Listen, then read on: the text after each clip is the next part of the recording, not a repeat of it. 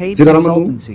आपका फिर से एक बार अभिनंदन करता हूँ। जो लोग ज्योतिष विद्या को मिथ्या शास्त्र मानते हैं उनके लिए कुछ प्रमाण दे रहा हूँ। ज्योतिष शास्त्र मिथ्या विद्या नहीं है, अभी तो पूर्णतः सत्य है इसे, और ये प्रत्यक्ष शास्त्र है। और शास्त्र तो वाद विवाद का विषय हो सकते हैं। अब जिन्होंने पढ़ा नहीं है, जिन्होंने जाना नहीं है, जिनको कोई नॉलेज नहीं है, वो कुछ बोले तो बात अलग है, पर जिन्होंने वास्तव में ज्योतिष को पढ़ा है, ज्योतिष को समझा है, वो जानते हैं कि ज्योतिष सत्य विद्या है। यह पूर्णतः प्रत्यक्ष आपके सामने घटित हो रही है ज्योतिष की चीज़ें। अब इसके कुछ एग्जाम्पल मैं आपको देता हूँ। देखिए, ये ज्योतिष तत्वांक है, इसके पेज नंबर 207 पर, ये पेज नंबर 207 है। इस पर ज्योतिष की प्रामाणिकता के बारे में विदेशी लोग क्या कहते हैं। अल बरूनी ने लिखा है, ज्योतिष शास्त्र में हिंदू लोग संसार की सभी जातियों से बढ़कर हैं।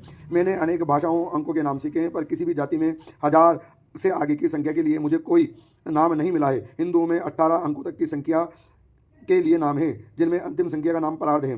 प्रोफेसर मैक्स मुलर ने क्या कहा, भारतवासी आकाश मंडल और नक्षत्र मंडल आदि के बारे में अन्य देशों के ऋणी नहीं है, इन वस्तुओं के मूल आविष्कार करता वही है। अब कहते हैं लोग कि हम साइंटिफिक नहीं हैं। आज के कुछ पढ़े लिखे अंग्रेज में ऐसे बोलते हैं जो कि भारत के ही हैं। फ्रांसीसी पर्यटक फ्राक्सवीस वर्नियर भी भारतीय ज्योतिष ज्ञान की प्रशंसा करते हुए लिखते हैं, भारतीय अपनी गणना द्वारा चंद्र ग्रहण और सूर्य ग्रहण की बिल्कुल ठीक ठीक भविष्यवाणी करते हैं। इनका ज्योतिष ज्ञान प्राचीन और मौलिक है। फ्रांसीसी यात्री टर्वीनियर ने लिखा है, ज्योतिष की प्राचीनता विशालता से प्रभावित होकर कहा है, भारतीय ज्योतिष ज्ञान में प्राचीन काल से ही अति निपुण है।